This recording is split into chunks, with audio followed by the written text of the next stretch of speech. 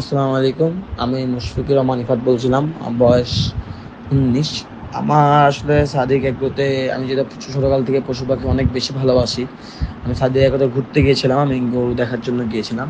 তো সাদিক এগ্রো যিনি মালিক, ইমরান ভাই, ওনার সাথে আমার আগেই পরিচয় আছে, যেহেতু আমি পাখি পালি। আমাদের ইভেন্টগুলোর উনি একজন চিফ গেস্ট থাকে। তো তার কারণ হচ্ছে আমার ওনার সাথে আগে থেকে পরিচয় ছিল। তো উনি আমাকে বলে যে, ইফাত, এটা যদি তুমি থাপ্পড় দাও আমার, যেহেতু উনি আমার কাছে, তো আমি ভাবছি যে তাহলে থাপ্পড় দিতেই পারি। এখানে তো খাসিটা নিলে তো আর আমার কোনো লস নাই, আমার তো এখান থেকে কোনো টাকা যাচ্ছে না, আর খাসিটা তো আমি কিনতেছি না। সে আমার যে যদি তার দুটো উপকার হয় তাহলে আমার তো কিনতে অসুবিধা কোন জায়গায়, আমি তো আর কিনতেছি না। খালি মানুষকে দেখাবো।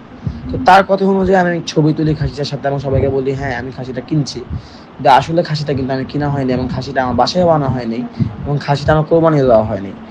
এটা ইতিমধ্যে একজন জানতে পারছে যে খাসিটা এখনো সাদে এগোতে আছে। এবং এটার জন্য আমার ফ্যামিলি নিয়ে অনেক কথাবার্তা হয়, এবং আমার কারণে আমার ফ্যামিলি অনেক ছোট হতে হয়।